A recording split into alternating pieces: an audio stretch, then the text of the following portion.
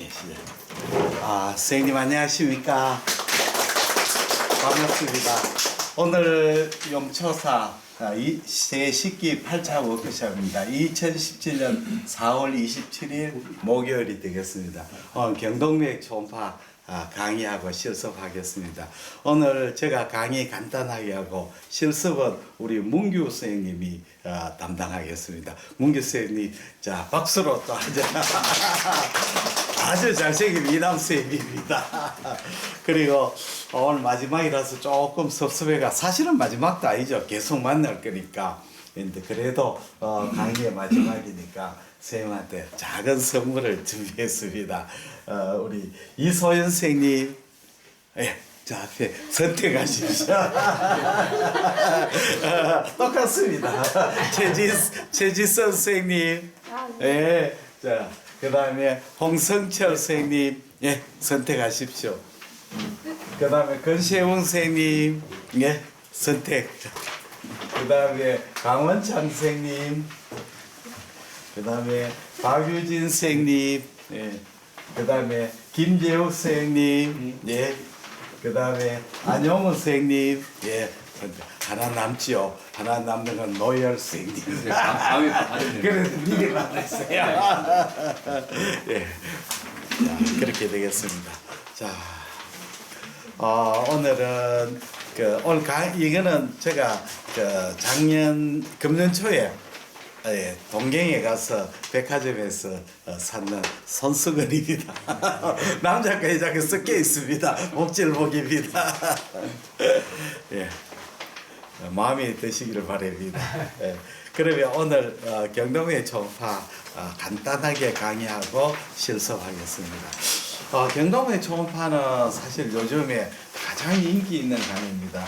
이민영 쌤도 지금 뭐 서울뿐 아니고 뭐 경기도에 강의하는데 거의 경동맥 강의거든요. 왜 경동맥 강의가 지금 인기가 있느냐면, 첫째는 제약회사들이 지금 스타틴 약이라든지 고지혈증 약의 판촉을 굉장히 많이 하거든요.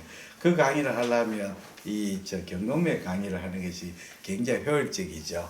그래서 많은 제약회사들이 경동맥 강의를 요청을 많이 합니다. 그래서 우리 여기 계신 문규 선생님하고 이민영 선생님 굉장히 강의를 많이 하고 있습니다.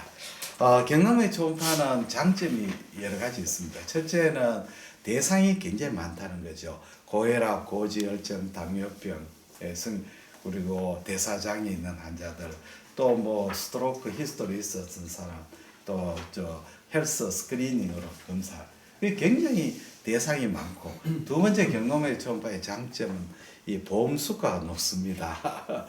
요번에 작년에 우리 보험 수가 결정할 때 가장 덕을 본 것은 신경과 같아요.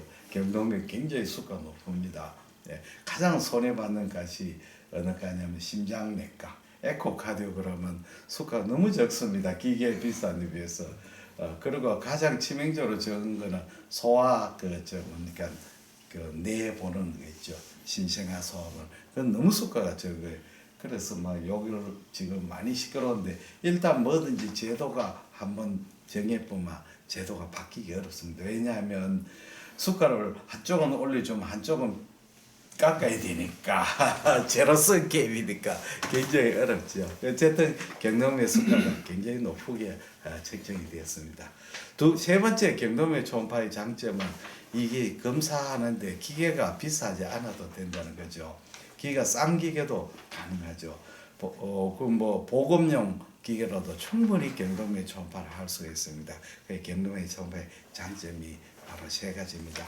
그러면 이제 요걸 전부 다 제가 메일로 보내드리거든. 보셨죠? 그걸 출력해가지고 많이 친구들한테 선물로 줘도 됩니다. 무한복사해도 아무 상관없습니다.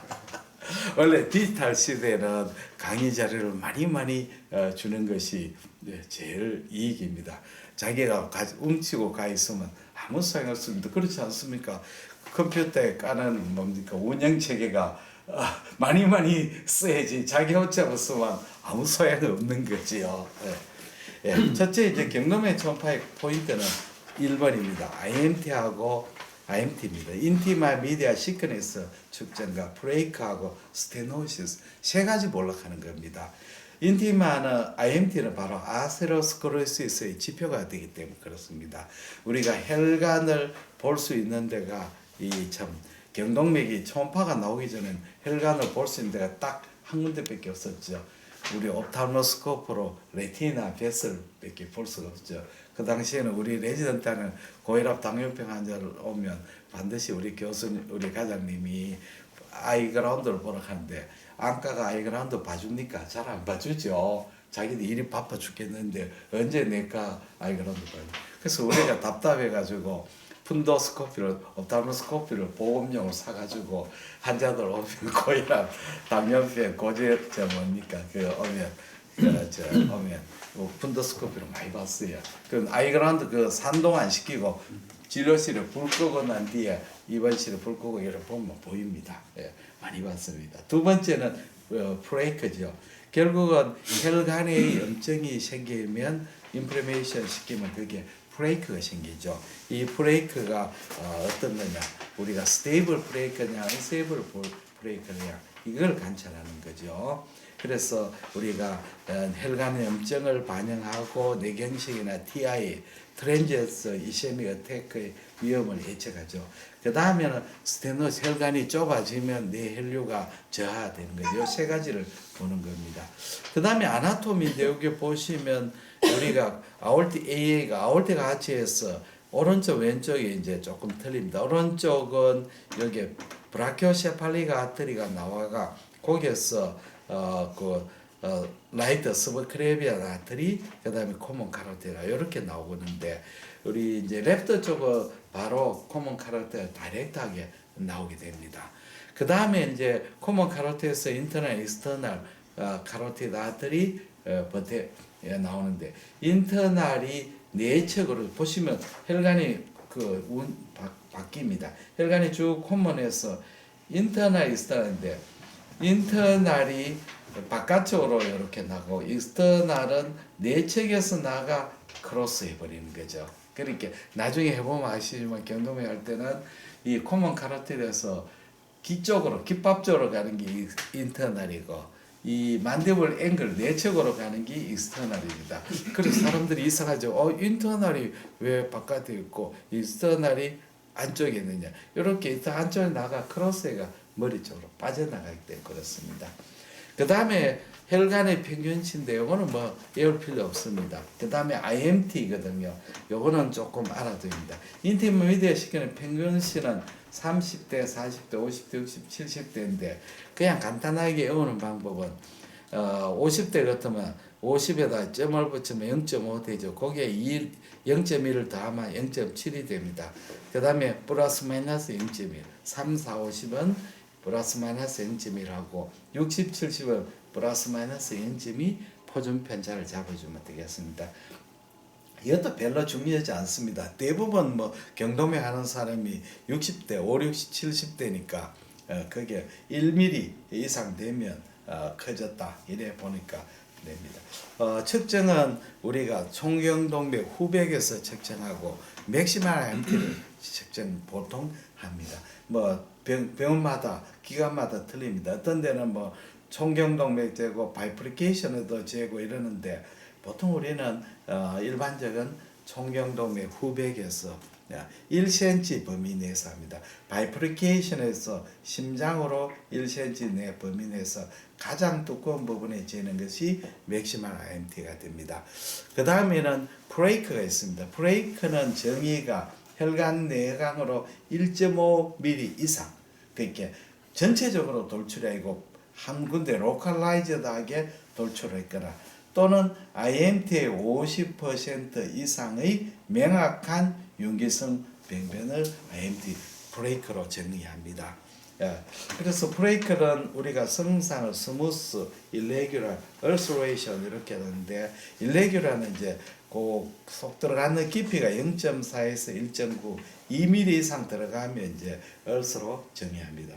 내부가 균질, 비균질, 내부 에코가 어떠냐 그렇게 이제 우리가 보는데 브레이크 병리가 여기 있습니다. 보통 브레이크가 제일 위험한 것이 바로 브레이크 내 출혈이죠. 가장 무서운 것이 우리가 환자들이 우리가 마이카드 임팍션이나 CVA를 죽는 사람들, 가쁘게 쓰던 데서 하는 사람은 대체로 다 평소에 굉장히 건강한 사람입니다. 테니스도 잘 치고 수영도 잘하고 등반대에서도 늘 1등하는 사람이 갑자기 쓰던 데서 하죠. 왜 그러냐면 우리 선배들도 몇 번이나 쓰던 데서 했습니다. 예. 이런 사람들은 이 브레이크가 생기고 그 전에 그게 없으면 생기가 럽처해 가지고 심장으로 간다든지 또는 내려가면 코라테랄 서큘레이션이 형성 안 되기 때문에 적사해 버리죠. 우리 선배 중에서 한번 수영 테니스 대회 의사대회는 늘 우승하고 사무에 가서 있는데 해외 여행 가셔가지고 터키 가가 남들 다 자는데 새벽에 수영장에 나가고 혼자 수영하다가 즉사해 버렸습니다. 또 한 분은 우리 굉장히 테니스 대회 그것도 굉장히 잘 치고 등반도 잘하시는데 아침에 출근하다가 나오는 길에 출근해서 대문 앞에서 나오다가 아파트 문에서 임파하게 돼요. 그래서 돌아가셔 버렸거든요. 대부분 그런 분들은 엔자이나 히스토리도 한 번도 없었고 아주 건강하신 분이에요. 아주 건강하시는데 자기 몸에 이제 브레이크가 생기는 거죠. 생기가 이게 팍 터지면서 메이저 혈관을 콱 막아버려가지고 쓰던 데서 보면 우리 환자들 중에서 엔자이나 환자들 스텐트 2-3개씩 받고도 박은 사람 그 임파고는 안 죽습니다. 대부분 그 사람들은 핫페일리어라든지 이런 거는 죽지 임파고는 잘 안 죽거든. 왜냐하면 그런 현재는 가진 사람 자기 몸을 굉장히 조심해요. 절대로 운동이나 이런 데 과부하하지 않습니다. 몸을 다 조절해가 하고 또 코라테랄 서큘레이션이 아주 잘 발달되어 있기 때문에 잘 안 죽습니다. 그 다음에 이제 뒤쪽으로 넘어가시면 우리 이제 브레이크의 분류가 있습니다. 이거는 별로 논문 쓸 때나 필요한 것 같습니다.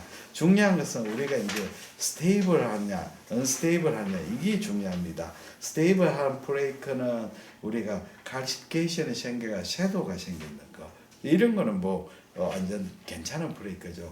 그 다음에 내부에 그 브레이크의 표면에 코팅이 딱 되어 있는 이런 건 럽처가 안 되죠. 위험한 브레이크는 저에코 브레이크죠.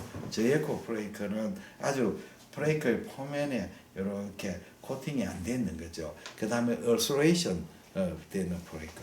그 다음에 진짜 위험한 거는 이제 플로팅하는 왔다 갔다 하는 브레이크가 있습니다. 이건 곧 떨어지는 브레이크들입니다. 그래서 그 다음에는 협착 스테노시스 있습니다. 우리가 협착을 평가하는 방법은 이 3가지가 있습니다. 첫째 박스, 두 번째 박스에 A가 면적법입니다. 이 혈관에서 그 뚫리는 부분하고 막히는 부분이 비례되는데 이 면적법은 별로 정확하지 않습니다. 왜 그러냐면 우리가 혈관이 좁아지게 되면 우리 몸에선 파지티브 리모델링해서 안 좁아진 부분에 혈관이 벌징해가지고 혈관이 확장을 시키는 거죠. 그렇게 혈관이 이렇게 여기에 브레이크가 생기면 이쪽은 벌징해 버리는 거죠. 그래서 최대한 자기 면적을 유지하려고 하는 그런 능력이 있습니다. 그래서 우리가 브레이크 있고 혈관이 좁아져 있다고 생각하는데 자세히 조사해 보면 앞쪽하고 뒤쪽하고 비교해 보면 그렇게 많이 안 좁아져 있는 경우가 많습니다. 혈관이 자기 면적을 유지하려고 해요. 면적법은 별 의미가 없습니다. 두 번째는 요 그림이 여기 이제 그 직경을 재는 겁니다. 우리가 이제 좁아져 있는 혈관에 다이메타 내경하고 외경을 재해 가지고 나누는 방법입니다. 거기 ECST 방법인데 좁아진 혈관의 외경에다가 내경을 나눠 가지고 빼 가지고 외경을 나누는 거죠. 이 방법이 ECST고 나셰트 방법은 좁아진 혈관을 보고 그걸 쭉 트레이싱 해 가지고 괜찮은 부분에 외경을 잽니다. 내경을 잽니다. 그래서 괜찮은 부분 내경 E에서 좁아진 부분에 내경 C로 빼가 그걸 E로 나눈 법이 나셰트 방법입니다. 근데 문제는 이제 재현성이죠. 모든 논문은 과학적인 근거는 재현성이 있어야 됩니다. 재현성이 없으면 안 되죠. 그리고 검사자마다 다 틀리게 되면 안 되죠. 그 ECST 방법이 문제점이 재현성이 약하죠. 왜 그러냐면 좁아져 있는 혈관의 내경은 정확하지만 외경은 사실은 사람마다 차이가 많게 되죠. 그래서 이 ECS는 개인의 오차가 심합니다. 나셰트 방법이 정확합니다. 근데 재현성이 없어. 나셰트 방법에 문제점이 있습니다. 혈관이 그냥 스트레이트로 가는 게 아니죠. 혈관이 구부러져 가버리면 이 다이메타가 진짜 다이메타인지 아닌지 알 수가 없습니다. 그래서 나셰트 방법도 문제점이 있습니다. 그래서 우리가 이제 하는 방법이 벨로시티를 측정하는 법입니다. 그 밑에 보시면 다이메타하고 있습니다. 표가 있는데 우리가 경동맥에서 좁아진 혈관을 통과하면 혈류의 벨로시티가 빨라지죠. 그게 무슨 베르누이 정의입니까? 그리고 좁아진 혈관을 통과하고 뒤에는 혈류가 메가리가 없어지는 거죠. 그게 펄서스 타로도스카입니다. 그래서 전파가 생기는 거죠. 그래서 좁아진 부분에 혈류의 벨로시티를 재입니다. 근데 정상에서 우리가 보시면 피크 시스의 벨로시티 인터널 카로티드 아터리입니다. 125. 그 다음에 엔더다이스 벨로시티가 40이고 그 다음에 코먼 카로티드 아터리 인터널 카로티드의 피크 시스터 벨로시티 레이쇼가 2.0입니다. 요거는 해야 돼요. 그러니까 125, 40이죠. 그리고 레이쇼가 2.0입니다. 근데 혈관이 50%까지 스테노시스 때도 혈관은 벨로시티 변화가 없습니다. 50% 이상 되면 비로소 이제 우리가 혈류의 벨로시티가 올라가게 되죠. 근데 중요한 거는 70%입니다. 70% 스테노시스는 피크 시도 벨로시티가 230, 엔더다이솔 벨로시티가 100, 그 다음에 CCI와 IC 레이쇼가 4.0 이상입니다. 그러니까 뭐를 해야 되느냐면 125, 40, 2.0, 그 다음에 230, 그 다음에 100, 230, 100, 4.0. 그 중간에는 50에서 70%의 스테노시스입니다. 50% 스테노시스는 우리가 엔드아트렉토미나 스텐트의 기준이 되기 때문에 그렇습니다.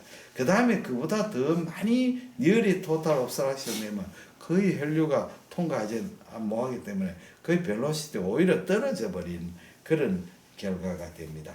자, 그러면 우리가 실제 경동맥에서 그 벨로시티를 어디에 재느냐?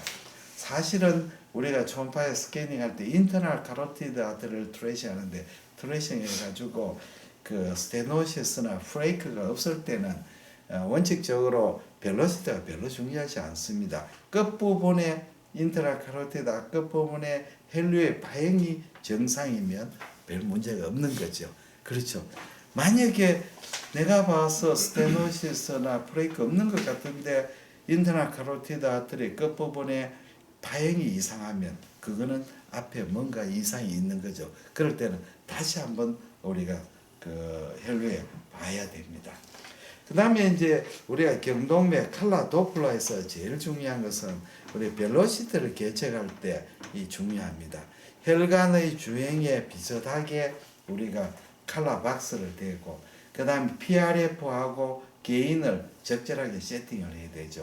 그러니까 우리가 혈류의 그 스케일 범위를 가령 혈류의 벨로시티 20이 되는데 그 스케일을 뭐 한 100쯤 해버리면 그 혈류가 아주 파행이 작게 되죠. 반대로 혈류의 벨로시티가 30 정도 되는데 30cm 되는데 20 스케일을 보면 그 벗어나가가지고 엘레이징 이펙트 그러니까 아티팩트가 생기는 거죠. 그래서 우리가 측정하는 혈류의 벨로시티의 범위에 맞도록 우리가 스케일을 조절해야 됩니다. 그 다음에 샘플 볼륨을 2, 3mm 하고 혈관의 중앙에 위치하고 그 다음에 협착이 있을 때는 혈관의 중앙이 아니고 혈류의 중앙에 맞춰줘야 되는 거죠. 그 다음에 가장 중요한 것이 샘플 앵글입니다. 앵글이 우리가 혈류가 샘플 앵글을 40에서 50도 해야죠. 보통 60도를 넘어 보면 속도가 너무 과장된 속도가 나오고 또 앵글이 너무 낮아 보면 혈류의 벨로시티가 너무 낮게 나오고 그래서 40에서 50도 보통 50도 정도로 맞춰가지고 합니다. 마지막으로 우리가 경동맥 초음파 판독맥 예시문인데 굉장히 판독지가 뭐 병마다 다 틀립니다.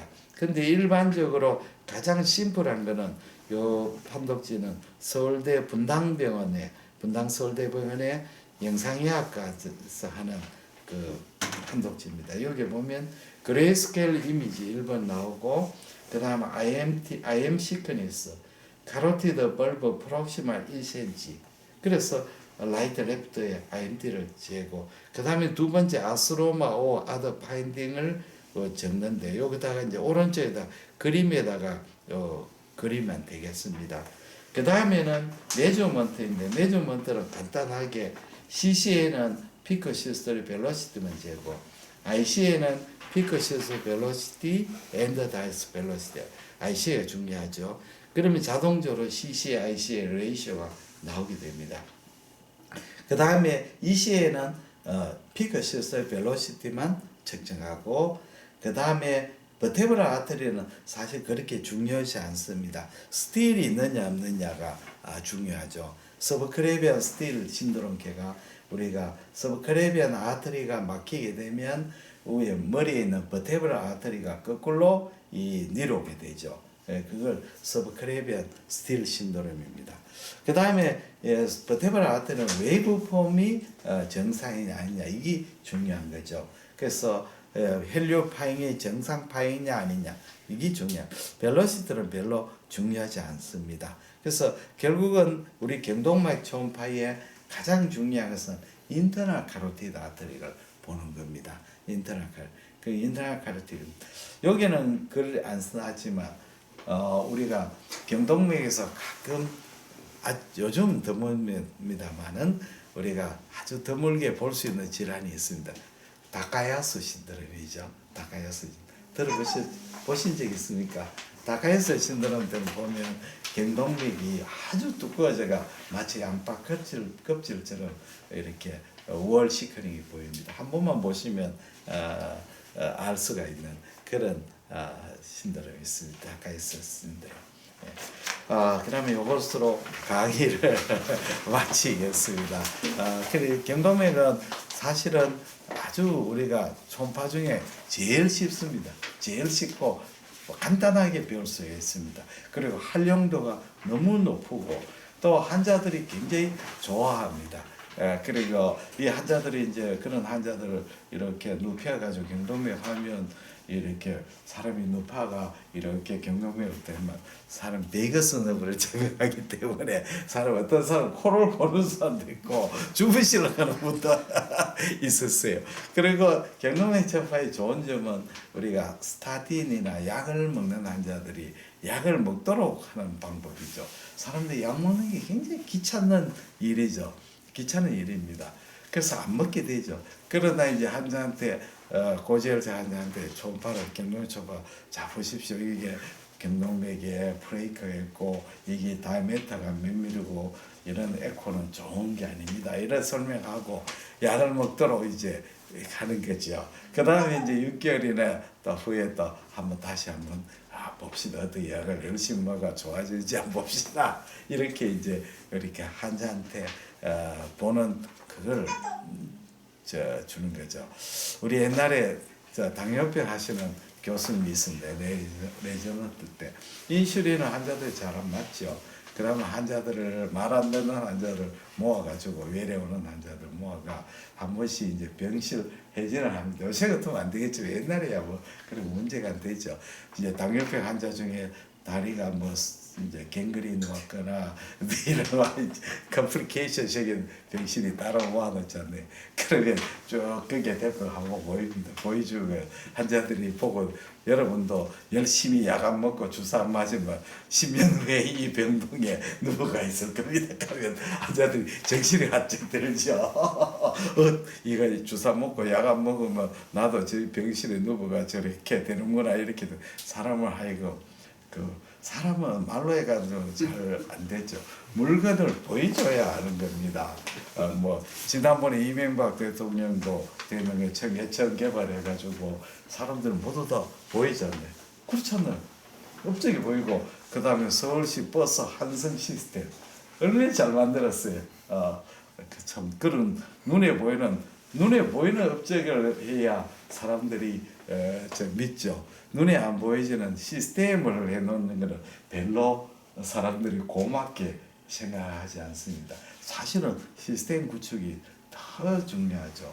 예를 들면 우리나라의 초대 대통령 이승만 대통령의 위대한 업적이 뭐냐면 자유민주주의 시장 경제를 했거든요. 그 학교 때 안 배웠죠. 우리 때는 배웠어요. 우리나라의 초대 헌법은 유진호 박사가 만들었는데 그 법은요 시장경제법이 아니에요. 사회주의 법이었어요. 가령 무역을 한다든지 이런 거는 개인이 할 수 없고 정부의 허가를 맡아야 무역을 할 수 있고 이런 사회주의 경제법이었어요. 근데 그걸 언제 고치냐면 그때 4.4.5법 만들 때 그때 1951년이니까 그 뭡니까 부산 피란 그때 법을 고쳤잖아요. 그때 이제 경제관계법을 고쳤어요. 자유민주주의 시장에. 근데 그때는 그 법이 중요한지 뭔지 아무도 몰랐어요. 이승만 박사만이 알고 있죠. 시장경제법. 처음에는 유진호 박사 그 당시에 만든 법은 우리나라 자유민주주의 시장경제법이 아니었어요. 그 다음에 이승만 박사가 전 대통령이 그 법을 헌법 개정하면서 경제관계법을 완전히 자유민주주의법을 만들었어요. 그렇게 시스템 만들 아무도 모르고 있어요. 아무도 우리 때는 배웠거든요. 배웠는데 근데 우리 후배들이나 우리는 아무도 모르고 있다가 그 시스템 만든 사람은 그 많은 사람이 덕을 보지만 그 시스템이 왜 만드는 사람 은공은 몰라요. 그 물질을 만드는 거나 보이는 걸 고속도로 만드는 거나 제철소를 만드는 거나 청계천이나 이런 거 만드는 거나 모든 사람이 눈에 보이니까 알게 돼요. 경동맥도 바로 눈에 보이는 검사라서 환자들이 굉장히 좋아합니다. 대단히 감사합니다.